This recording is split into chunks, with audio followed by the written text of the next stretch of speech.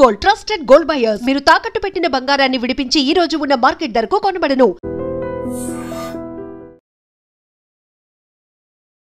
నమస్తే, welcome to I dream weekend update with కవిత.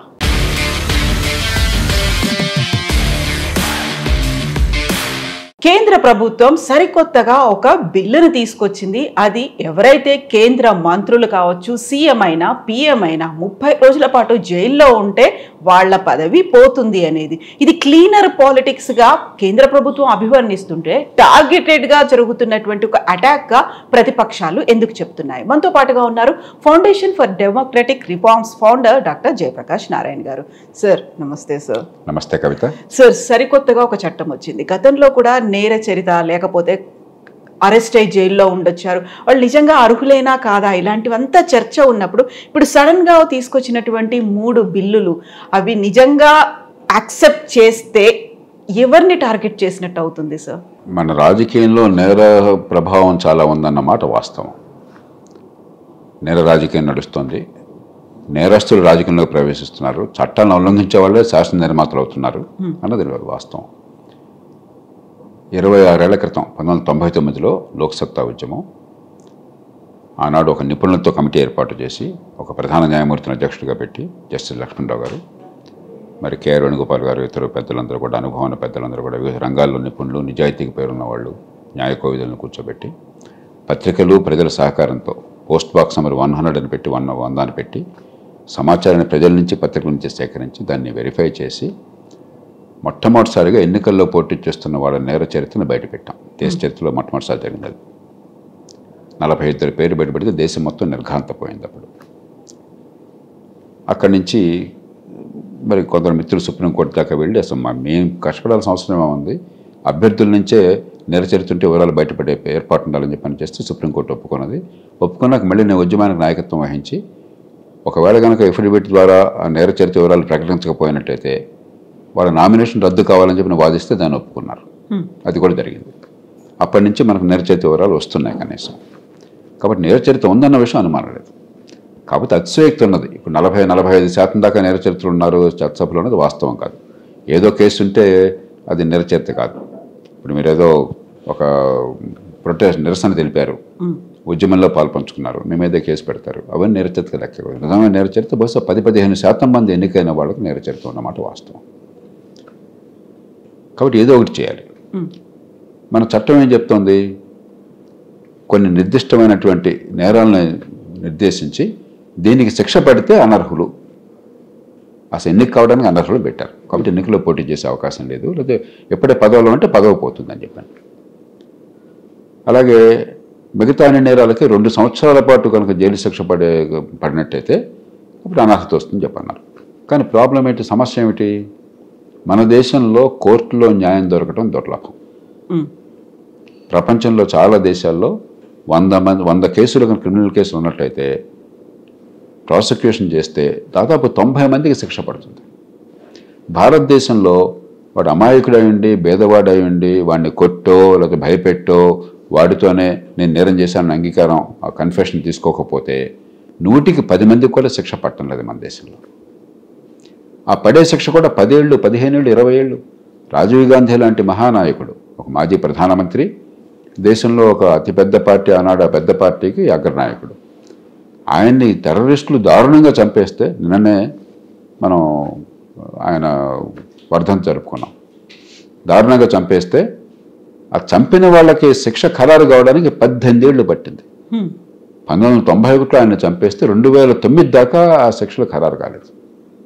ఇక మామూలు కేసుల్లో న్యాయం దొరికే అవకాశం ఉంది దేశంలో. కాబట్టి అది పనిచేయడం లేదు. ఉన్న కొద్దికి ఏమైంది, బరి తెగించిపోవటం ఎక్కువైంది. లాలూ యాదవ్ గారి మీద కేసులు ఉంటే ఆ ఫార్డర్ స్కామ్లో కోర్టులో నేరారోపణ జరగగానే ఆయన రాజీనామా చేశాడు. సరే భార్యను పెట్టాడు, కానీ రాజ్యాంగబద్ధంగా అది రాజకీయంగా మంచిదా కాదా, లేదా నైతికంగా మంచిదా కాదా పక్కన పెడతాం. రాజ్యాంగబద్ధంగా కాదనలేం. శాసనసభ్యులు ఎన్నుకుంటే ముఖ్యమంత్రి ఎవరైనా కావచ్చు, కానీ ఆయన పదవి నుంచి తప్పుకున్నాడు. ఇవాళ ఏమైంది, ముఖ్యమంత్రి పదవిలో మంత్రి పదవిలో ఉండి కూడా అరెస్ట్ అయితే నేను జైల్లో ఉండి కూడా పదవిలో ఉంటాను, పరిపాలన కొనసాగిస్తూ నా బొడ్డు అని రొమ్మి విరుచు తిరుగుతున్నారు. కాబట్టి ఇది ఒక చిన్న ప్రయత్నం. కనీసం జైల్లో ఉంటే మంత్రిగా ఉండటం ఏమిటి బాగోలేదని చెప్పనేది చాలా చిన్న విషయం. దీనివల్ల పెద్ద అద్భుతాలు ఏం జరగవు. కాబట్టి ఆ సంకల్పాన్ని మనం ఆహ్వానించాలి. అయితే 2 చిక్కులు ఉన్నాయి. ఒకటి, నిజంగా పరపతి పలుకుబడి ఉన్న వాళ్ళకి జైల్లో వెళ్ళే అవకాశం చాలా తక్కువ. అసలు కోర్టులు చాలా సందర్భాలు మీకు డబ్బును మంచి లాయర్ ఉన్నట్టయితే యాంటిసిపేటరీ బెయిల్ ఇచ్చేస్తున్నాయి.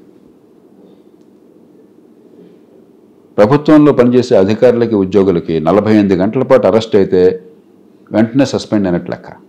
సస్పెండ్ చేస్తారు, డిస్మిస్ అయిపోతారు ఇమ్మీడియట్గా వాళ్ళు. కాబట్టి ఈ 30 రోజులు అని చెప్పనేది అది ఊరికే చూడడానికి బాగుంది కానీ పెద్ద ఫలితం వచ్చేది కనిపించట్లేదు.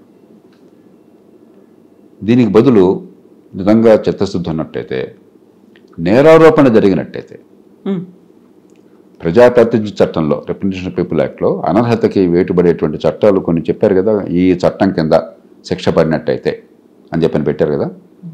అలాంటి కేసులన్నింటిలో కూడా నేరారోపణ జరిగితే ఎమ్మెల్యే ఎంపీగా పదవి పోదు. ఎందుకంటే అది మనం చట్టంలో పెట్టుకోవాలి. నేరారోపణ జరిగితే శిక్ష పడితేనే అని చెప్పాను. నేరారోపణ జరిగితే కనీసం ఎగ్జిక్యూటివ్ పదవులు, ఈ మంత్రి పదవులు ఉండవని చెప్పనేది పెట్టామనుకోండి, అప్పుడు చాలా సులభం అవుతుంది. ఇప్పుడు ఇది జరిగే పని కాదు. దానిలో కొందరు ఇంకో వాదనలు ఏమనెత్తారు. అర్ణవ్ కుమార్ కేసు, ఇతర కేసుల్లో సుప్రీంకోర్టు ఏం చెప్పింది, 7 ఏళ్ల శిక్ష పడే అవకాశం ఉంటే అలాంటి నేరాలకు మాత్రం అరెస్ట్ చేయండి, లేకపోతే అరెస్ట్ చేయొద్దు అని అన్నారు. ఈ గందరగోళాల మధ్య ఇది జరగదు. ఏదో అద్భుతం చేసినట్టు కనిపిస్తుంది కానీ ఫలితం రాదు. దాని బదులు ఈ ప్రజాప్రాతినిధ్య చట్టంలో ఉన్నటువంటి నేరాలన్నీ ఉన్నాయి, అనర్హతకు సంబంధించిన నేరాలు. ఆ నేరాలకు కానీ నేరారోపణ జరిగినట్టయితే, ఆ నేరారోపణ జరగగానే మంత్రి పదవి అర్హుడు కాదు. మళ్ళీ దాని నుంచి ఆ కోర్టు ఈ నేరం లేదు, నిర్దోషం తీర్పిస్తే మళ్ళీ మంత్రి పదవికి రావచ్చు. ఎమ్మెల్యే ఎంపీగా కొనసాగండి శిక్ష పడేదాకా, అలా పెట్టండి. అయితే ఒక అభ్యంతరం వస్తుంది, మరి ప్రభుత్వాలు, అధికారంలో ఉన్న ప్రభుత్వాలు మా మీద అన్యాయంగా కేసులు బనాయిస్తాయేమో అని చెప్పని. నేరారోపణ చేసేది న్యాయమూర్తి. కాబట్టి న్యాయమూర్తి యథాలాపంగా చేయకుండా కొంచెం మనసు పెట్టి చేసేట ఏర్పాటు చేయాలి. ఒకవేళ సందేహం ఉంటే దానిపైన ఇంకొక సేఫ్ గార్డ్ పెట్టుకుందాం, ఒక జాగ్రత్త పెట్టుకుందాం. ముఖ్యంగా మంత్రుల కేసుల్లో నేరారోపణ జరిగితే, ఈ నేరారోపణ సరైనదా కాదు హైకోర్టు వెంటనే ఒక వారం రోజుల్లో తేల్చే విషయం ఏర్పాటు చేసామనుకోండి, అప్పుడు ఈ రాజకీయ ఇబ్బంది ఉండదు. కానీ ఇంత మాత్రం చేత నేర చరిత్ర పోదు. ఇది ఒక సంకేతం. మరీ కోర్టులో కేసులు ఎదుర్కొండి అరెస్ట్ అవుతున్న వాళ్ళు మంత్రులుగా కొనసాగటం ఏమిటి అని చెప్పి అన్నదానికి ఒక చిన్నదానికి సమాధానం తప్ప దీనివల్ల నేర చరిత్ర పోదు. ఇది పోవాలంటే రాజకీయాన్ని సమూలంగా మార్చాలి. అది మార్చకుండా దీనివల్ల అద్భుతం చేశామని అనుకుంటే ఆ మాట చెప్తున్న వాళ్ళు వాస్తవం కాదు. దీనివల్ల ఏదో చాలా ఉపద్రవం జరుగుతుందని చెప్పంటే ఆ మాట చెప్తున్న వాళ్ళు వాస్తవం కాదు. ఇద్దరు రాజకీయంగా ఒకరి మీద ఒకరు అరుచుకుంటున్నారు అంతే. రాజకీయాల్ని సమూలంగా మార్చాలి అనేది చాలా చిన్న మాట కాదు సార్, చాలా పెద్ద టఫ్ టాస్క్ లాగా ఉంటుంది. ఇప్పుడు ప్రతి చోట రాజకీయాలు ఉన్న తర్వాత ఏళ్ల తరబడి మనం అదే రాజకీయాల్ని ఫాలో అవుతూ అవే చూస్తూ వచ్చిన తర్వాత ఈజీ అంటారా సార్? ఈజీ కాదు, కానీ అవసరమా కాదా? ఇప్పుడు దేశంలో ఒక పక్కనేమో ఆర్థికంగా పెరుగుతున్నాం, సాంకేతికంగా పెరుగుతున్నాం. మన గతంలో లేనటువంటి అవకాశాలు సాంకేతిక విజ్ఞానం వల్ల, టెక్నాలజీ పెరగడం చేత వస్తున్నాయి. ఒకడు ఫోన్లు ఉండేవి కాదు, కరెంట్ ఉండేది కాదు, కార్లు ఉండేవి కాదు, మోటార్ సైకిల్ ఉండేవి కాదు, స్కూటర్లు ఉండేవి కాదు. ఇవన్నీ మనకు ఉన్న కొద్దిగా అందుబాటులోకి వస్తున్నాయి. కాబట్టి టెక్నాలజీ, ఆర్థిక ప్రగతి ఓ పక్క వెళుతుంది దేశాన్ని, రాజకీయం మరో పక్కకు లాగుతుంది. నేను ఆశావాదిని. ఈ దేశంలో ఎప్పుడు కూడా మంచి ఏం జరుగుతుందో చూసి దాని గురించి అబ్బురపడేవాడిని, ప్రజలకు కూడా నిరుత్సాహపడదని చెప్పేవాడిని. కాబట్టి ఆర్థిక ప్రగతి, సాంకేతిక విజ్ఞానం, మన అవసరాలు తీరటము, మనకు సేవలు అందటం విషయంలో చాలా విషయాల్లో మెరుగుపడుతున్నాం. కానీ రాజకీయం, పరిపాలనలో చాలా విషయాలు నాశనం అవుతున్నాం. ఆనాడు నేను లోక్సత్తా ఉద్యమాన్ని ప్రారంభించినప్పుడు ₹1 కోటి ఖర్చు అవుతుంది ఆంధ్రప్రదేశ్లో ఎలక్షన్కి ఒక్కొక్క ఎమ్మెల్యేకి అని చెప్పంటే, దేశంలో చాలామంది ఈయన కొంచెం ఎక్కువ చెప్తున్నాడు అనుకునేవాళ్ళు. ఆ ₹1 ఇతర రాష్ట్రాల్లో ఊహించడం కూడా సాధ్యం కాదు అప్పటికే. ఇవాళ నేను 10 కోట్లు అవుతుందంటే మీరు నవ్వుతారు, ఏం మాట్లాడుతున్నారని మీకేం తెలియదు. పాతకాల వాళ్ళు మీరు అంతాను కదా. ఖర్చు కావచ్చు, పదవి నా సొంత హక్కు, నా జన్మ హక్కు, కాబట్టి నా పదవినట్టు తీసేస్తామని చెప్పినటువంటి ధోరణి కావచ్చు. ప్రజాస్వామ్య దేశంలో పదవులు పొందడం అనేది ఎవరికి హక్కు కాదు, అది ప్రాథమిక హక్కు కానే కాదు. చాలామంది కోర్టులు కూడా గందరగోళం గురవుతున్నాయి. మంత్రి పదవి ఉండటం వాడి హక్కు అనుకుంటున్నారు, కాదు. మంత్రి పదవి ప్రజల కోసం, ప్రజల సంక్షేమం కోసం. అంతేగాని మంత్రి పదవి ఎవరికి హక్కు కాదు, ఎమ్మెల్యే పదవి ఎవరికి హక్కు కాదు. దానికి కొన్ని పద్ధతులు ఉన్నాయి. ఆ పద్ధతుల్లో పొరపాట్లు జరగకుండా, ప్రజా సంక్షేమం దెబ్బతినకుండా చేసే బాధ్యత చట్టానికి, రాజ్యాంగానికి ఉన్నది. కానీ మనం అది మర్చిపోయినాం. కోర్టు కూడా ఒక కేసులో ఉదాహరణకి మరి పన్నయ్యో ఏదో ఉన్నాడు, పేరు సరే మర్చిపోయినా, తమిళనాడులో ఒక మంత్రికి శిక్ష పడింది అవినీతి కేసులో. శిక్ష పడింది, శిక్ష పడిన దేశంలో శిక్ష పడింది. పడితే సభ్యత్వం రద్దయింది, మంత్రి పదవి పోయింది. సుప్రీంకోర్టు దాని మీద శిక్ష మీద స్టే ఇచ్చి, ఆ తీర్పు మీద స్టే ఇచ్చి గవర్నర్కి హుకుం జారీ చేసి మళ్ళీ మంత్రి పదవి వాడికి ఇస్తావా లేదా, వాడిని ప్రమాణ స్వీకారం చేయిస్తావా అని చెప్పి కన్నెర చేసింది.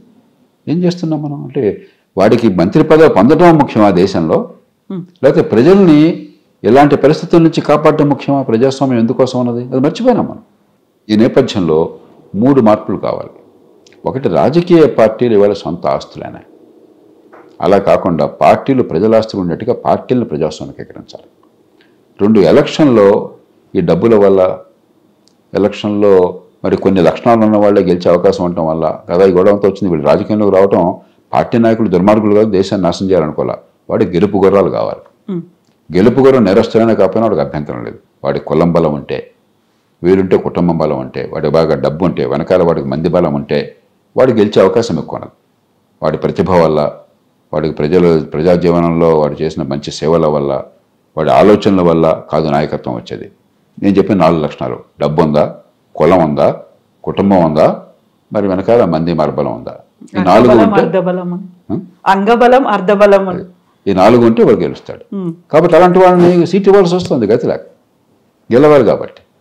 కాబట్టి ఎన్నికల వ్యవస్థను మార్చండి. సమర్థులు, నిజాయితీపరులు, నేరాలకు పాల్పడిన వాళ్ళు, నీతికి నియమాలకే బద్ధులైన వాళ్ళు, ప్రజా సంక్షేమాన్ని పెంచేవాళ్ళు గెలిచే ఏర్పాటు వచ్చే ఆర్థిక ఎన్నికల వ్యవస్థ చేయండి. 3వది, ఇవాళ మన ఎవరికి ఇప్పుడు పార్లమెంటు గొడవంతా ఏంటి, చట్టాన్ని దుర్వినియోగం చేస్తారు. మీరు అలాంటి చేసినట్టయితే మీ ప్రత్యర్థుల్ని పదవి దింపేట్టుగా వాళ్ళని జైల్లో పెట్టించి ఏర్పాటు చేస్తారని చెప్పండి. నిజానికి జైల్లో పెట్టాల్సింది, అరెస్ట్ వారెంట్ ఇవ్వాల్సింది కోర్టు. కానీ నమ్మకం పోయింది. ఎందుకని? చట్టబద్ధ పాలన లేదు ఈ దేశంలో. చట్టం ఉన్నవాడికి చుట్టమైంది, బడితో ఉన్నవాడిదే బర్రె అయింది.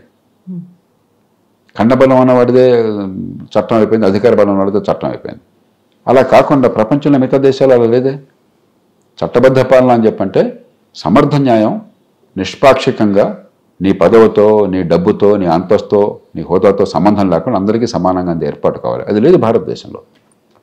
దీన్ని మార్చాలంటే పోలీస్ యంత్రాంగాన్ని మార్చాలి. పోలీసులు స్వయం ప్రతిపత్తి పనిచేయాలి, జవాబుదారీగా పనిచేయాలి. అంతేగాని పోలీసు అధికారులకు ప్రతిరోజు ప్రభుత్వం హుకుం జారీ చేస్తూ ఉంటే మరి నేర పరిశోధన చేస్తున్నప్పుడు పక్షపాతం లేకుండా ఎట్లా ఉంటుంది?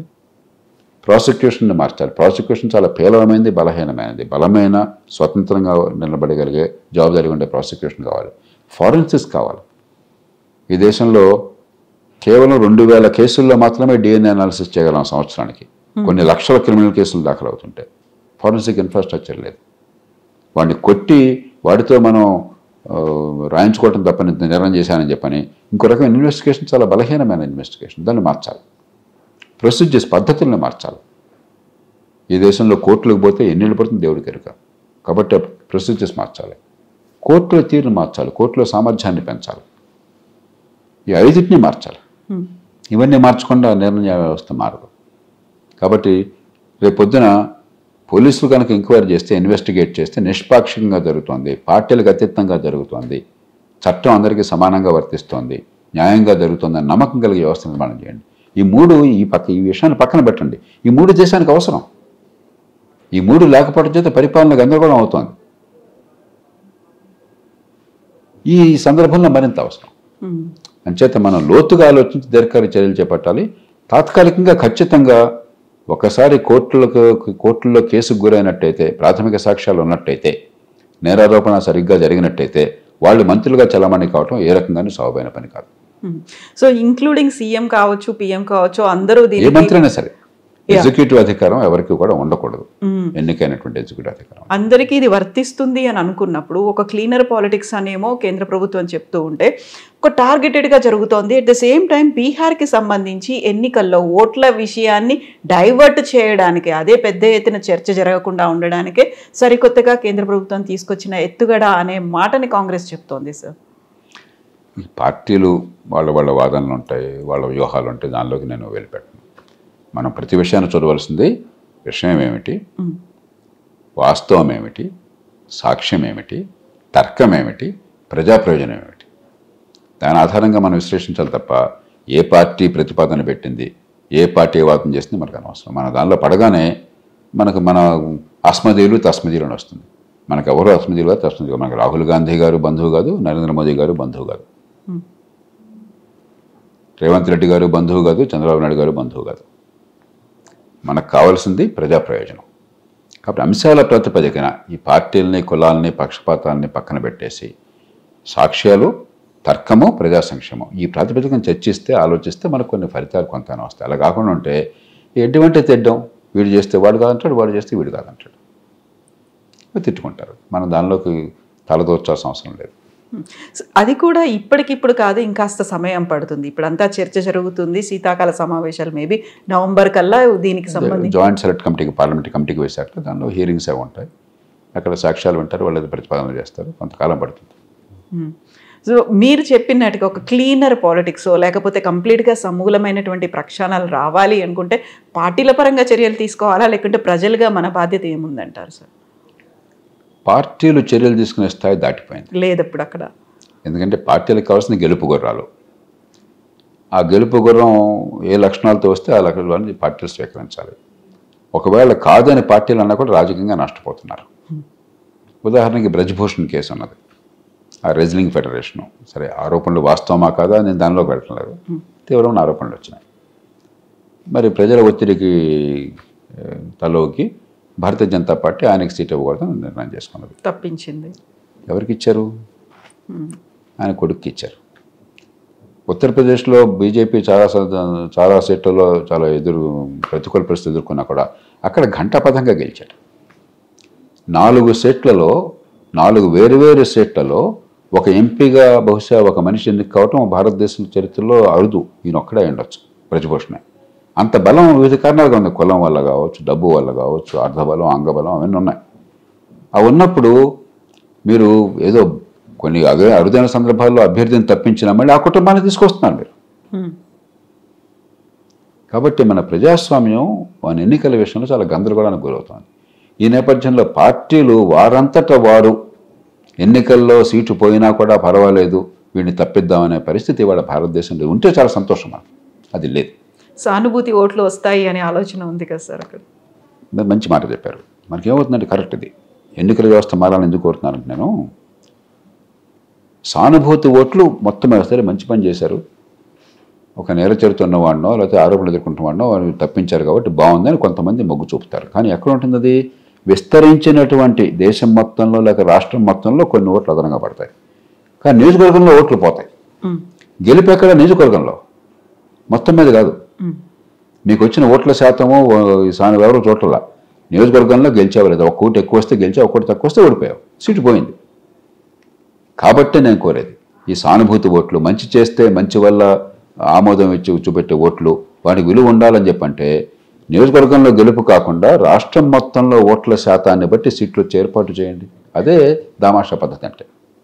ఆ ఒక్క పని చేయండి, చాలా మేరకు నేర చరిత్ర రాజకీయాలు పోతాయి, డబ్బుల పంపిణీ ఆగిపోతుంది, సమర్థులు నిజాయితీపరులు రాజకీయంలోకి వచ్చి నిలదొక్కునే అవకాశం వస్తుంది. ఇవాళ సమర్థులు నిజాయితీపరులు అంటే డబ్బు మాత్రం ఖర్చు పెట్టడం అంటే ఎందుకే ఆ టైం వేస్ట్ చేసుకుంటా, పో ఇంటికి వెళ్ళి కూర్చొని చెప్తాం మనం, అంతే కదా.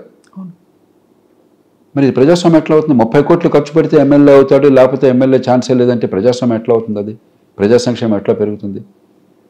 ఇవాళ ఈ ఎన్నికల వ్యవస్థలో అందరూ బందీలు అయిపోయినారు. వీళ్ళు దుర్మార్గులు కాదు, రాజకీయంలో ఉన్న వాళ్ళని నిరసన చిత్రించద్దు, వాళ్ళు విలన్లు కాదు, వాళ్ళు కూడా ఒక బాధితులు, ఈ విషవలయంలో బాధితులు. దాని నుంచి బయటపడాలంటే ఎన్నికల వ్యవస్థను మార్చాలి. మళ్ళీ పదే చెప్తున్న కారణం ఇందాక మీరు అన్నమాట, ఈ మంచి చేస్తే వచ్చేటువంటి ఆమోదానికి ఈవేళ విలువ లేదు. ఓ 10 ఓట్లు పెరిగినా మొత్తం మీద పెరుగుతున్నా కానీ అసలు ఎక్కడైతే గెలుపు ఓటమున్నా అక్కడ ఓడిపోతున్నాం. కాబట్టి నాకు మీ మెడల్స్ నాకు ఉపయోగం లేదు. నాకు కావాల్సింది ఓట్లు ఇచ్చేవాడు వాడు నియోజకవర్గంలో, వాడిని కాపాడుకోవాలి. ఇది ప్రస్తుతం రాజకీయం. సో ఒక పాజిటివ్ హోప్ అనేది, లేకుంటే ఒక రే ఆఫ్ హోప్ అంటాం కదా సార్, అది చర్చ నుంచి ప్రజాభిప్రాయం నుంచి రావాలి. పార్టీలో కూడా అర్థం కావాలి. ఎంతకాలం అని చెప్పని ఈ పాపాన్ని మోస్తారు, ఈ భారాన్ని మోస్తారు. ఒక నరేంద్ర మోదీ కానీ, ఒక రాహుల్ గాంధీ కానీ, మరో పార్టీ నాయకుడు కానీ దేశంలో దుర్మార్గుని తీసుకోవాలి, నిరసన తీసుకోవాలని అనుకోవట్లే. వాళ్ళకి ఆ కోరిక లేదు. కానీ తప్పనిసరి మన పార్టీ గెలుపు కావాలంటే వీళ్ళు అవసరం కాబట్టి తీసుకొస్తున్నారు. అసలు అవసరమే లేకుండా చేశామనుకోండి, సమర్థుల్ని మంచి వాళ్ళని పెడితే గెలుపు వచ్చే అవకాశాన్ని వచ్చే వ్యవస్థ వచ్చిందనుకోండి, వాళ్ళకు కూడా గౌరవంగా ఉంటుంది, వాళ్ళకు కూడా సులువుగా ఉంటుంది. ఇవాళ ఏమవుతుంది, అంత బలాన్ని నేర చరిత్ర వల్ల డబ్బుల వల్ల సంపాదించిన వాడు తూనా బొడ్డు అంటున్నాడు, నాయకత్వాన్ని కూడా తిరస్కరిస్తున్నాడు. అంచేత ఇది పార్టీ నాయకులకు అర్థం కావాలి. ఈవేళ యథాస్థితి కొనసాగించడానికి కారణం ఏంటంటే కొత్త పొంతలు తొక్కట్ల. మామూలు రాజకీయం, వీడిని వాడు తిట్టడం, వాడిని వీడి తిట్టడం, ఈ గందరగోళం, వాకౌట్లు, నిరసనలు, ఈ రకమైనటువంటి సాంప్రదాయ రాజకీయమే తప్ప మన సమస్య ఏమిటి, దేశంలో సంక్షోభం ఎక్కడి నుంచి వస్తుంది, అనుకున్న ఫలితాలు ఎందుకు సాధించలేకపోతున్నాం, అది సాధించాలని చెప్పంటే ఏం చేయాలి అన్నటువంటి నిజమైన ఆలోచన జరగటం లేదు. మన చర్చ వల్ల కనీసం ఆలోచన ఆ పక్కనట్లయితే వేళ రేపైనా మార్పు వస్తుంది. ఆర్థికంగా దేశాన్ని కొల్లబొడిచాం గతంలో, లైసెన్స్ పర్మిట్ కోట రాజ్యాన్ని పెట్టి. అప్పుడు ఇలాగ నిరాశకు గురయ్యాం. ఏంటి ఎంతకాలం చంపేస్తున్నారు ఈ దేశాన్ని, మంచినీళ్ళు లేవు, కరెంటు లేదు, కార్లు ఉండవు, మరి రైళ్లు పనిచేయవు, రవాణా ఉండదు, రోడ్లు అధ్వానంగా ఉంటాయి, అన్నీ చండాలంగానే ఉన్నాయి. ఎంతకాలంలో చేస్తారనుకున్నాం. చివరికి పరిస్థితి కలిసి వచ్చినప్పుడు ఏమైంది, 91లో మార్పు ప్రారంభమైంది. కాబట్టి ఖచ్చితంగా మార్పు వస్తుంది. ఎంత వేగంగా వస్తుందంటే మనం ఎంత తొందరగా, ఎంత ఎక్కువ మంది ఆలోచించి కదిలితే అంత వేగంగా మార్పు వస్తుంది. ఎస్ సార్, రావాల్సింది ప్రజల్లోనే ఆ మార్పు అనేది. Thank you sir, thank you so much. And don't forget to subscribe to iDream. And for more videos, please subscribe to iDream. Please subscribe to iDream. Please subscribe iDream. And please subscribe to iDream. For more videos, subscribe to iDream. please like, share and subscribe to the channel. Congratulations, iDream. Subscribe to iDream. Subscribe to iDream. So subscribe to iDream Media. iDream ki iDream team andarki huge congratulations. Please subscribe iDream Media. Please subscribe to iDream. Subscribe iDream. Please subscribe to iDream. iDream అంటే నా కళల ఛానల్ను subscribe చేసుకున్నారు, నోరు తిరుగుతలేదు, మీరైతే గంట గుర్తు కొట్టండి. For more such videos, please subscribe to iDream. Subscribe to iDream. Please subscribe to iDream. Please subscribe iDream Media. Please do subscribe to iDream. Please subscribe to iDream Media. For best entertainment and information, please subscribe iDream.